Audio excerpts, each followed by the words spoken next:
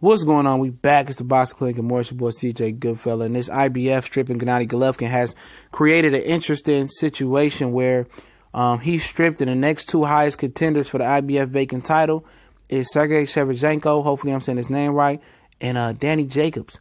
The thing about these two, he's trained by the same trainer, Andre Rozier.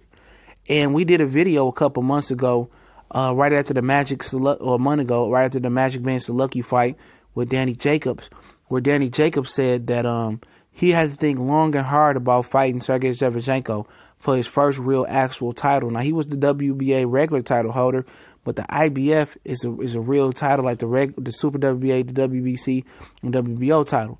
The regular WBA title is a trinket title, so this would be his real actual facts, actual factual. Shout out to the homie Angel Santos title though.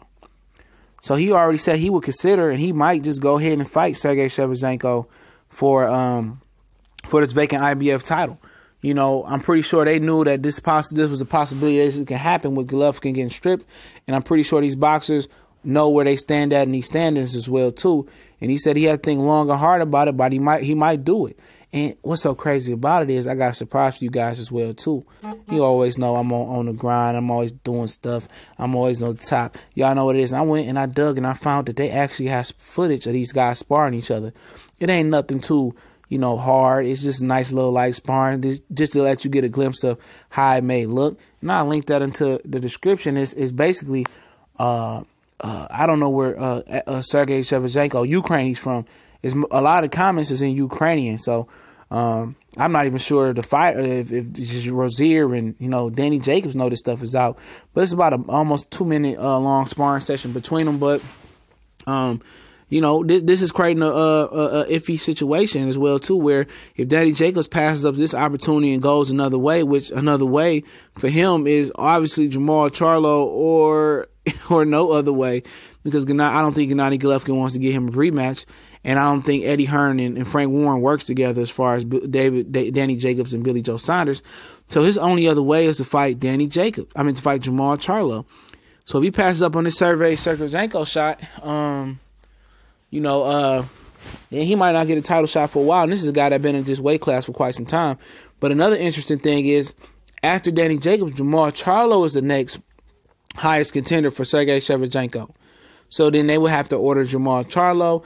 Jermall Charlo will obviously wait and see what happens with the Gennady Golovkin situation. If they're able to make a deal with Canelo, which don't seem likely, will he drop the interim title? But will he trust the WBC because he's been in contact with the WBC?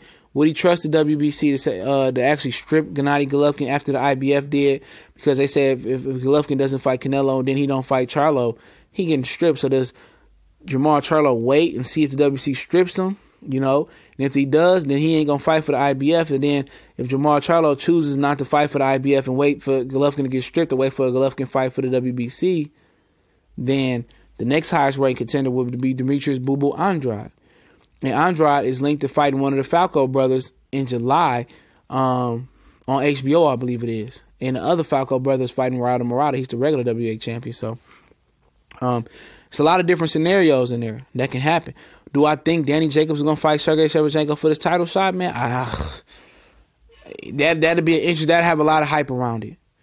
That'd have a real lot of hype around it. That's a fight that I would consider going out to see. Because Derevianchenko is a dog. I know he only got 12 fights, but in the world boxing series, the little pro-am series, they got like professional. They don't wear headgears for professional league for fighters that want to remain. They keep their amateur status and remain Olympic eligible.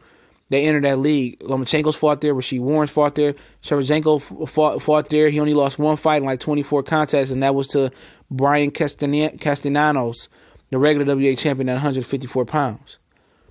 So that'd be interesting to see. Can he pass up the opportunity? But the Boo Boo fight would be a good fight, and the Jermall Charlo fight would be a good fight. But I think Jermall Charlo is absolutely going to wait to see what happens with Triple G. If he gets stripped, then he's automatically not ranked in the IBF because they don't rank other alphabet champions. But the Danny Jacobs fight would be interesting, and the Boo Boo Andrade fight would be interesting, but does Boo Boo really want it, though? You know what I'm saying? In these situations, he usually shy away from it. Oh, the money not right, and this not right, and then they have to go down the line to the next champion and stuff of that nature. But, Danny Jacobs fight versus Shevchenko will be very, very interesting.